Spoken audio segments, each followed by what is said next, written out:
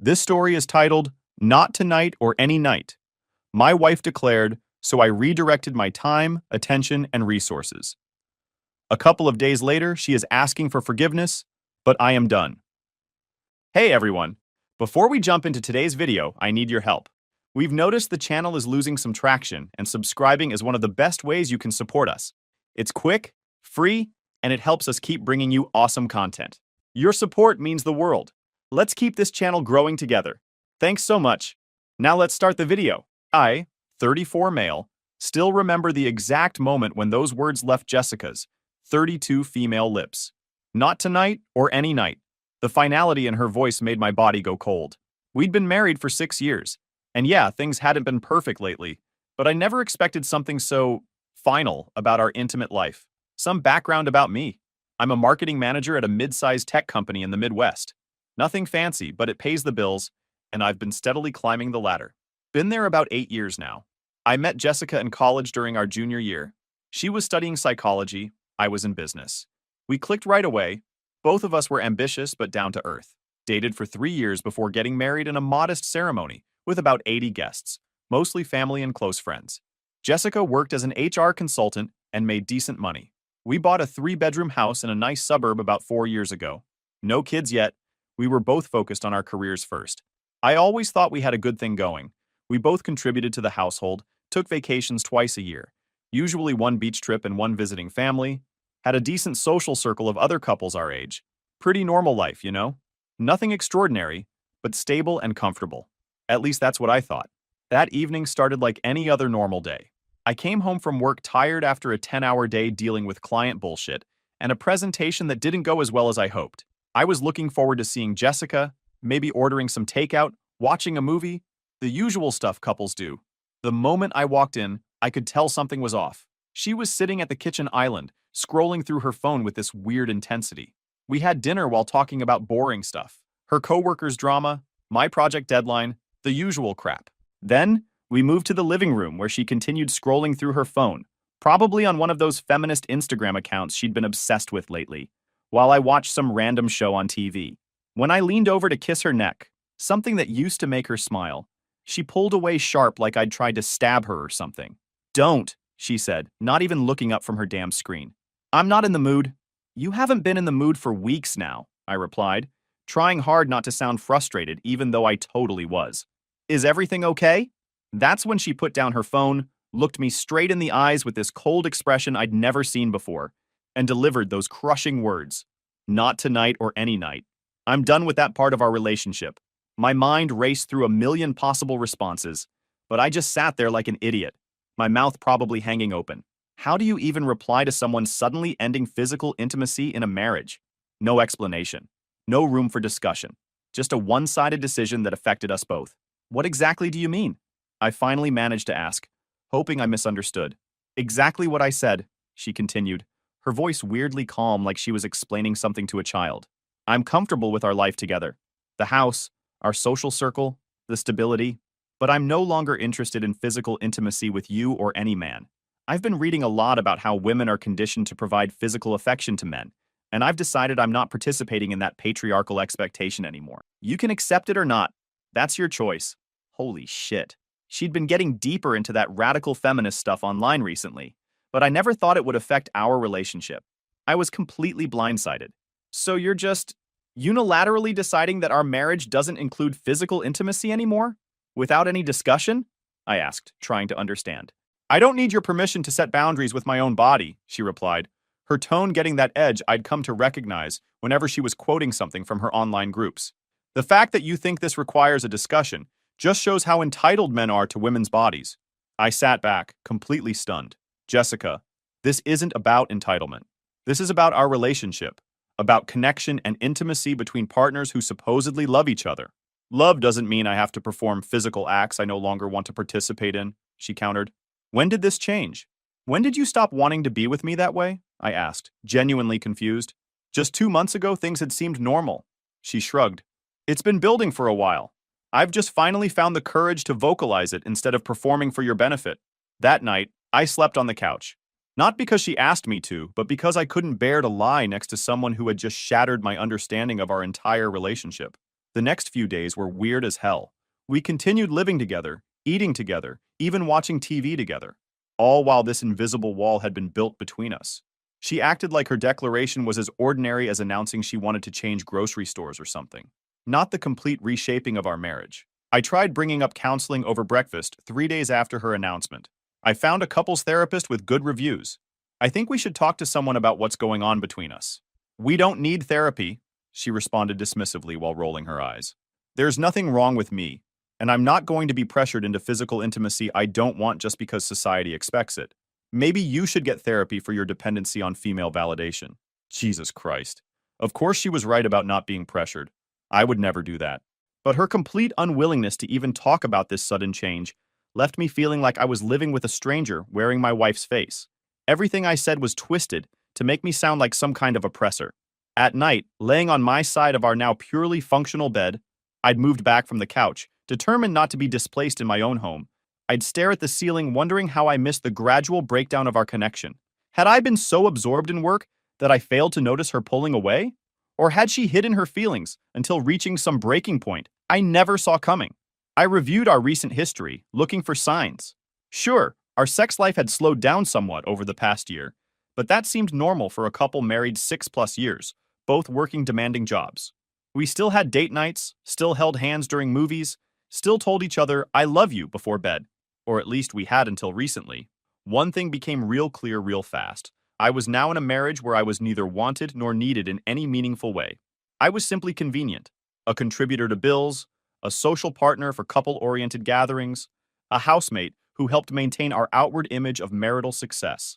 Just another evil man she could point to when talking to her new friends about how she was setting boundaries. I tried one more time to understand, catching her on a Saturday morning when we were both home. "Jessica, I'm trying to respect your feelings, but I need to understand better what's happening. Did I do something wrong? Is there something I can change?" She sighed dramatically, like my question was the most exhausting thing she'd ever heard. This is exactly the problem with men. You think everything is about you. This is about my journey and my autonomy.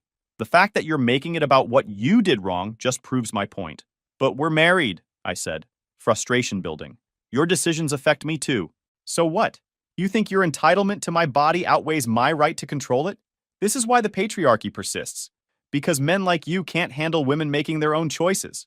I walked away from that conversation feeling completely hopeless. There was no reasoning with her, no finding common ground. She had created a narrative where any disagreement with her position just confirmed her worldview about oppressive men. 2 weeks after her declaration, I found myself sitting in my car outside our house, unable to summon the energy to go inside. What was waiting for me there? Another evening of polite coexistence with someone who had unilaterally changed the terms of our relationship without any real explanation? Another lecture about how I was part of the problem for expecting basic human connection in a marriage? That's when I realized I had a choice to make. I could continue living in this emotional desert, hoping for rain that would never come, or I could redirect my time, attention, and resources towards something or someone that offered at least the possibility of growth. As I finally walked through our front door, a plan was forming in my mind. Not revenge or some dramatic confrontation, at least not yet, but something more powerful, a complete redirection of my life's energy. If she had moved on from me without physically leaving, maybe I could do the same. My redirection began with small changes. I set my alarm for 5:30 a.m., a full hour before she would wake up. Those quiet morning hours quickly became sacred to me, time that was completely my own, free from her judgmental stares and passive-aggressive comments. I started with 20 minutes of meditation, something I'd always dismissed as impractical with my busy schedule. To my surprise, that brief period of morning stillness helped clear my mind of the constant thoughts about my failing marriage. Next came physical exercise. Nothing dramatic at first, just basic push-ups, sit-ups, and a short run around the neighborhood. By the time she emerged from our bedroom, I had already showered, dressed, and started my day with purpose. "You're up early," she commented on the third day, finding me sipping coffee and reading at the kitchen table. The slight annoyance in her voice was obvious. She was used to me being half asleep while she dominated the morning space. "Just making some changes," I replied casually, not offering any further explanation. She didn't ask for one, just made some comment under her breath about toxic masculinity and exercise culture that I pretended not to hear. The second week, I joined a gym near my office. Instead of rushing home after work to an increasingly uncomfortable environment, I spent an hour working out. The physical exertion became a form of therapy. Each rep pushed out another fragment of resentment and self-pity. I started fantasizing about the future, one where Jessica wasn't the center of my universe. I also reconnected with old friends I'd neglected during my marriage. Guys Jessica had always disliked for being too masculine or problematic. Nothing dramatic, just casual lunches and after-work drinks with soda or coffee. I was careful not to mention my marital situation. These meetings weren't about seeking sympathy or bad-mouthing my wife. They were about rebuilding connections that had nothing to do with my identity as a husband to an increasingly hostile woman. What was really interesting was realizing how many other guys were going through similar shit. Not identical, but the same pattern. Wives or girlfriends who had gradually transformed into critical strangers, constantly finding fault with normal male behavior while expecting the financial benefits and emotional support to continue unchanged. My buddy Chris, 36 million, was dealing with a girlfriend who had suddenly decided that his video gaming hobby was problematic, despite having dated him for 3 years, knowing it was his main way to decompress. My college friend Mark, 35 million, couldn't post anything on social media without his wife publicly commenting to correct his thinking on various social issues. It's like they want us to be both mind readers and punching bags, Chris said during one of our lunch meetups. You can't win. That phrase stuck with me. You can't win. Not if you keep playing by constantly changing rules you had no say in creating. So maybe the answer was to stop playing altogether and create my own game. I started setting aside money in a separate account Jessica couldn't access. Nothing dramatic that would affect our household contributions. Just redirecting my discretionary spending and slowly building a safety net. If nothing else, it gave me a sense of control in a situation where I felt increasingly powerless. 1 month into my redirection, I caught my reflection in the mirror and barely recognized myself. The daily workouts had started reshaping my body, shoulders broader, stomach flatter. My posture had improved, and the constant tension that had knotted my shoulders for months had eased. But the most significant change was in my eyes. They looked focused, alive in a way they hadn't been since her declaration. I updated my wardrobe next. Nothing flashy or desperate, just well-fitted clothes that suited my improving physique and projected confidence. When I wore a new shirt to dinner with friends, several people commented on how good I looked. You've lost weight, haven't you? Our friend Melissa asked during a dinner party. Just been taking better care of myself, I replied, with a smile. Jessica noticed too, though she tried to disguise her interest with criticism. Isn't that shirt a little tight? She asked one morning as I was getting ready for work. Seems like you're trying way too hard. Very midlife crisis energy. I just smiled and left without responding, which seemed to annoy her even more. The redirection extended to my finances as well. We always maintained separate accounts alongside our joint one for household expenses. I continued contributing my share to our joint obligations, but redirected my discretionary spending. The expensive trip to a women-only retreat in Costa Rica that Jessica had been hinting about for our anniversary. That money went instead into a high-yield investment account under only my name. I also invested in a photography workshop, a passion I had abandoned years ago after Jessica complained about the time it took away from us. Ironic now, considering her stance. Photography got me outdoors on weekends, hiking to capture landscapes at dawn when the light was perfect. These solo excursions became another form of meditation. Behind the camera, framing each shot, I found a state of flow that allowed me to forget everything else. I invested in decent equipment, nothing outrageous, but a good DSLR camera and a couple of quality lenses. My first few attempts were pretty amateur, but I watched tutorials online and practiced constantly. Soon I was capturing images I was genuinely proud of. Mountain landscapes bathed in early morning light, close-ups of frost patterns on fallen leaves, dramatic storm clouds gathering over fields. I started posting my work online, connecting with other photographers and building a small following that appreciated my eye for composition. Some of my photos even started selling as prints through an online marketplace, creating a small but growing side income that went straight into my separate account. Where have you been going so early on Saturdays? She asked after several weeks of my new routine, the entitlement in her voice crystal clear. She was used to me being available whenever she wanted. Taking photographs? I answered simply. Since when are you into photography? The accusatory tone, like I needed her permission to have hobbies. I've always been into it. I just haven't had the time to pursue it until now. Her expression suggested she wanted to ask more, but couldn't quite figure out how, or perhaps didn't want to show too much interest in my life after having so deliberately stepped back from it. Well, I needed help with some things around the house last weekend, but you were nowhere to be found, she complained. Typical, no interest in my activities, just how they inconvenienced her. You could have texted, I replied calmly. Phone works even in the mountains. I shouldn't have to text my own husband to get basic help, she snapped. I just shrugged. Things change. Those two words hung in the air between us, and I saw something flicker across her face. The first hint that she was beginning to realize her declaration might have consequences she hadn't anticipated. At work, my renewed focus paid off big time. I approached projects with clarity and confidence that hadn't been there during the months of marital distress. My boss, Rob, 45 male, noticed the change. Whatever you're doing, keep it up, he said, after I successfully landed a major client that had been on the fence for months. You're on fire lately. The compliment meant more than it should have. After months of feeling unwanted at home, professional recognition filled some of the void. Not completely, but enough to keep moving forward. I volunteered for projects that required travel, something I'd avoided in the past to spend more time with Jessica. A 3-day conference in Chicago, a week-long training in Denver, a client meeting in Boston. Each trip was a breath of fresh air. Hotel rooms where I could spread out without judgment, meals where no one made snide comments about my choices, conversations with people who didn't view every interaction through an ideological lens. During my Denver trip, I met up with an old college friend, Tom, who had moved there years ago. We hiked in the mountains, and I took some of my best photos yet. When I posted them online, my follower count jumped significantly, and I sold 3 prints within a week. Online, my follower count jumped significantly, and I sold 3 prints within a week. You know, you could actually turn this into a serious side business, Tom said, as we rested at a scenic overlook. Your eye for composition is really good. His casual encouragement planted a seed in my mind. What if photography wasn't just an escape? What if it could be something more substantial? A potential path to a different future? 3 months into my redirection, I was sleeping better, looking better, and performing better in nearly every aspect of my life except my marriage, which remained this empty shell of formal interactions and parallel existences. The irony wasn't lost on me. In withdrawing her affection, Jessica had inadvertently pushed me toward becoming a stronger version of myself. It was like the universe's weird way of compensating. What Jessica didn't know was that I'd opened a separate checking account and started routing 50% of my paychecks there, including my performance bonuses. The other 50% was more than enough to cover my share of our joint expenses. I was building my escape fund dollar by dollar. Not that I was planning to leave yet. I wanted to see how this played out first.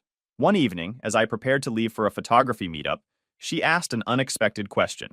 Are you seeing someone else? The entitlement in her voice was unbelievable. She could end our physical relationship unilaterally, but still expected exclusive access to my time and attention. I paused by the door, camera bag over my shoulder. No, I answered truthfully. Why would you ask that? You've changed, she said, her voice carrying a note I couldn't identify. You're hardly ever home anymore. The hypocrisy of her concern almost made me laugh. I'm just redirecting my time and energy into things that fulfill me, I replied, using her own clinical approach. Isn't that what you've been doing? That's different, she responded, clearly irritated that I'd used her own logic against her. I made a personal choice about my body and autonomy.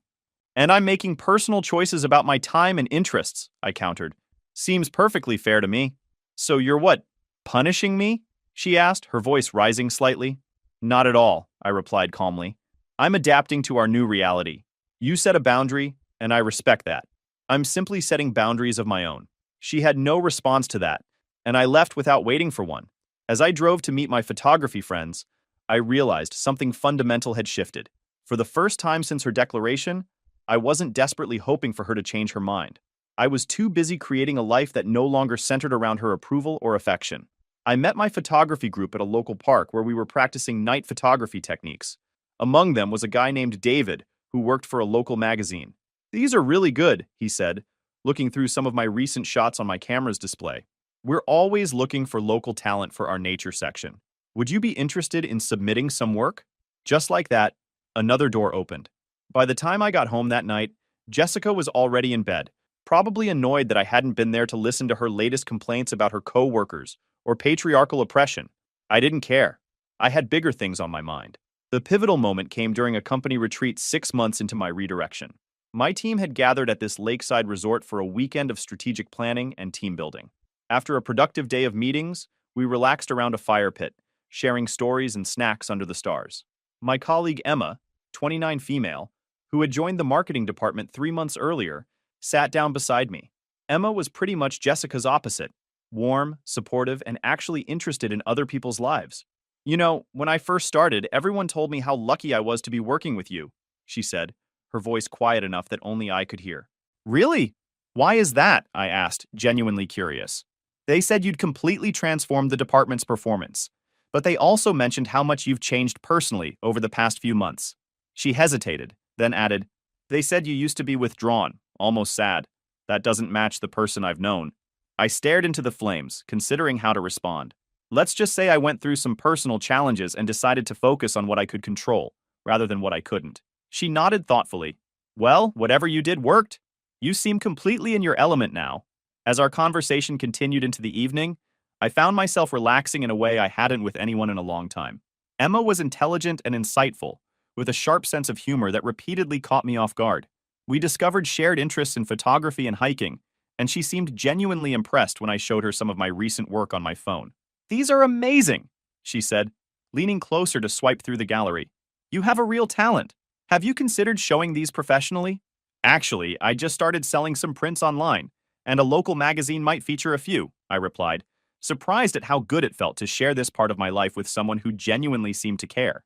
That's fantastic. I'd love to see more of your work sometime, she said, smiling in a way that made me acutely aware of how long it had been since someone had looked at me with genuine admiration instead of criticism. The warmth of her shoulder against mine sent an unexpected jolt through my system, a stark reminder of how long it had been since I'd experienced even casual physical contact. I carefully shifted away, uncomfortable with my reaction. Despite the situation with Jessica, I wasn't going to be that guy who starts something new before ending the old. Later, as the group dispersed to their cabins, Emma walked alongside me on the path. Some of us are planning a sunrise hike tomorrow before the meetings start, she mentioned. You should join. Perfect lighting for those landscape shots you love. I agreed, and the next morning found myself standing atop a ridge with Emma and two other colleagues as the sun painted the sky in brilliant oranges and pinks. I took dozens of photographs, but found my lens repeatedly drawn to Emma's profile against the dramatic backdrop. Emma represented everything I'd been missing: genuine interest, mutual respect, actual conversation rather than lectures. But I knew I needed to resolve my situation with Jessica before even considering anything else. When I returned home Sunday evening, Jessica was in the kitchen preparing dinner, something she hadn't done for us in months. The timing was suspicious as hell. How was the retreat? She asked, her tone unusually attentive. Productive, I replied, setting down my bag. We finalized the strategic plan for next quarter. She nodded, then asked, I saw some of the photos you posted. Beautiful location. It was, I agreed, wondering at her sudden interest. That woman in some of the pictures, is she on your team? The question caught me off guard. I hadn't realized Emma had featured prominently in my uploads. That's Emma, our new marketing specialist, I answered neutrally. She's very pretty, Jessica observed, her eyes studying my face. The territorial behavior was rich coming from someone who had explicitly rejected me. I hadn't really noticed, I lied, feeling oddly defensive. Really?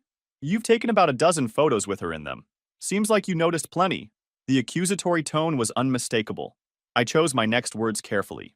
She happened to be in the frame during our group activities. Why are you asking about this? You made it very clear that certain aspects of our relationship are over. You don't get to dictate who I spend time with professionally. She turned back to the stove, clearly annoyed that I wasn't apologizing or explaining myself further. Just curious about your colleagues, that's all. I have a right to know who my husband spends time with. That was the moment I decided to accelerate my exit plan. The one-sided nature of her expectations had become unbearable. The following week brought more surprises. Jessica started initiating conversations, asking about my day, even suggesting we watch shows together. She made dinner several times and didn't even pepper the conversation with her usual ideological commentary. It was like living with a completely different person, or rather, with the person I'd married years ago, before she'd transformed into a stranger. I knew exactly what was happening.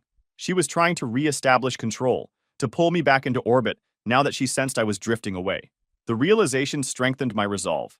This wasn't about revenge. It was about self-preservation. Two key events aligned to create the perfect opportunity for my freedom. First, I received a significant promotion at work, with a substantial raise and more travel opportunities. I kept this information to myself, not sharing it with Jessica, despite her increasingly desperate attempts to engage with me. Second, through my professional network, I learned that Jessica's company was planning major layoffs due to a merger. Her department was likely to be hit hard. This wasn't inside trading or anything illegal, just the kind of information that flows through business connections in our mid-sized city. The timing couldn't have been better. Over the past months, through my networking and new social connections, I'd learned that Jessica's company was planning these layoffs. In fact, I'd helped a colleague's spouse get hired at a competing firm 3 weeks earlier, knowing they'd need someone with Jessica's exact qualifications. I could have easily done the same for Jessica. A single phone call would have secured her an interview at minimum, but I chose not to. Instead, I accelerated my exit strategy. I consulted with a lawyer, discreetly, paying in cash from my separate account. I learned exactly what I needed to do to protect myself financially in a divorce. I documented Jessica's declaration about ending physical intimacy, her subsequent behavior, everything that might help my case. I also discovered through casual conversations that Jessica had been bad-mouthing me to her friends and family, painting herself as some kind of victim of the patriarchy while conveniently omitting her unilateral decision to fundamentally change our marriage. This sealed the deal. My escape needed to be complete and decisive. 2 weeks later, Jessica's company announced the layoffs. She came home visibly shaken. "My department might be cut next month," she said, clearly expecting sympathy. "I'm really worried." "That's tough," I responded, offering basic courtesy but nothing more. "I'm sure you'll figure it out." The layoffs happened faster than expected. The following Friday, Jessica came home in tears. "I lost my job," she sobbed. "They eliminated our entire department." "I'm sorry to hear that," I said, maintaining a neutral expression. "What's your plan?" She looked shocked at my response. "My plan? I just lost my job. I need time to process this." "Of course," I replied. "Take all the time you need, but our financial obligations don't stop, so just let me know how you plan to continue contributing to the household expenses." Her jaw literally dropped. "Are you serious right now? I'm in crisis and you're asking about bills?" I shrugged. "Just being practical. We both contribute equally, right? That's always been your position." The next morning, I made my move. While Jessica was in the shower, I transferred every penny from our joint account into my private account, leaving just enough to avoid overdraft fees. Then I packed a bag with essentials and my most important possessions. When she emerged from the bathroom, I was waiting in the living room with divorce papers. "What's this?" she asked, eyeing the documents. "Divorce papers," I replied calmly. "I've realized I deserve better than a one-sided marriage with someone who unilaterally changed the terms of our relationship without discussion or compromise."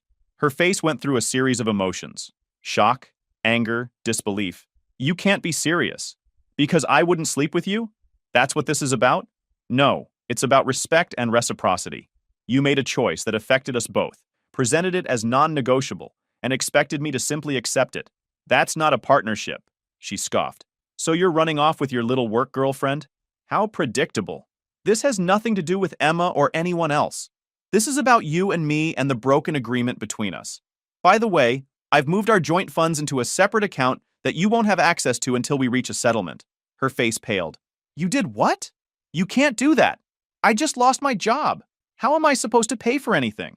"Not my problem," I replied, echoing the same dismissive tone she'd used when ending our physical relationship. "You should have considered the potential consequences before making unilateral decisions about our marriage." "This is financial abuse," she shouted, tears forming in her eyes. "I need that money for basic necessities." "No, this is consequences. And speaking of necessities, the mortgage is due next week. I've calculated your half. It's listed in the documents. I'll expect your payment on time." She started to panic visibly. "Please, you can't do this. I have no income right now. I need time to find a new job. You should have thought about that before declaring not tonight or any night and treating me like an accessory to your life rather than a partner. You wanted independence from patriarchal expectations? Congratulations, you've got it. Complete financial independence too." Over the next week, Jessica's behavior changed dramatically. The feminist rhetoric disappeared, replaced by desperate pleas and attempts to renegotiate. She suggested counseling, hinted at reconsidering her stance on intimacy, even tried seduction one night, which I firmly rejected. My lawyer had advised me not to leave the house yet, so we continued living together in increasingly tense circumstances. Jessica's friends started calling me, telling me how cruel I was being, how I needed to support my wife in her time of need. I blocked their numbers one by one. Her parents reached out next, suggesting we all meet to discuss the situation. I declined politely but firmly. "Your daughter made her choice months ago," I told her father over the phone. "I'm simply making mine now." 2 weeks into this standoff, Jessica's desperation peaked. She had no job prospects, no access to our joint savings, and bills piling up. She approached me one evening, completely defeated. Please, she begged, tears streaming down her face. I need help. I can't do this alone. That's an interesting perspective, I replied coolly. Wasn't it you who told me that women don't need men? That marriage is just a patriarchal construct? That physical intimacy with me was something you could unilaterally end without discussion? I was wrong, she whispered. I got caught up in all these ideas without thinking about what they really meant. Please, I'll do anything. We can go to counseling, rebuild our relationship, whatever you want. The problem is, Jessica, I don't want that anymore. You showed me who you really are. Someone who views relationships as transactional, who takes what she wants and discards the rest. Now that you need something from me, suddenly you're willing to reconsider everything. That's not love or partnership. That's opportunism. I stood up, gathering my keys. I'm moving out tomorrow. The divorce papers are ready for your signature. If you contest them, I'm prepared for a legal battle that will drain what little resources you have left. If you sign them as is, I'll provide a one-time payment to help you transition to your new independent life. You planned this all along, she realized, her voice hollow. From the moment I said those words, you were planning your exit. No, I corrected her. I planned this from the moment I realized you saw me as disposable. You taught me an important lesson about self-worth, Jessica. And for that, I suppose I should thank you. I moved out the next day into a new apartment I'd secretly secured weeks earlier. Jessica signed the divorce papers without contest, receiving her settlement payment as promised. I heard through mutual friends that she moved back in with her parents in a different state, her feminist ideals apparently set aside in favor of practical needs. As for me, I continued building my new life, advancing in my career, developing my photography business on the side, maintaining my physical fitness, and yes, eventually starting a genuine relationship with Emma, who showed me what real partnership looks like. 6 months after my divorce was finalized, my first photography exhibition opened at a local gallery. Among the images on display was a striking landscape taken at dawn on that company retreat. The morning I realized I deserved better. The greatest revenge wasn't taking Jessica's financial security or even her dignity. It was becoming the man I should have been all along, confident, self-sufficient, and unwilling to accept anything less than a genuine reciprocal relationship. In trying to diminish me, she inadvertently set me free. Sometimes Jessica still tries to contact me, especially when she's struggling financially. I maintain minimal, business-like communication as needed to finalize any remaining legal matters, but otherwise, I've moved on completely. Our mutual friends eventually learned the full story, and most understood my position, even if they felt I was harsh in my execution. But here's the thing about consequences. They're not harsh or kind. They're just inevitable. Jessica chose to destroy the foundation of our marriage, while expecting the structure to remain standing. When it collapsed, she was simply experiencing the natural outcome of her own actions. This experience taught me that self-respect isn't selfish, it's essential, and that sometimes the most powerful response to someone who treats you as disposable is to simply agree with them and walk away, not in anger or bitterness, but with the calm certainty that you deserve more than they're willing to give. So if you're reading this and recognizing your own relationship in my story, know that you have choices. You don't have to accept unilateral changes to your marriage. You don't have to diminish yourself to accommodate someone else's ideology. And most importantly, you don't have to wait for permission to start building a life that fulfills you. The person who tries to change the rules without your input is telling you exactly how much they value your voice in the relationship. Listen to what they're really saying, not just with their words, but with their actions, and then decide if that's enough for you.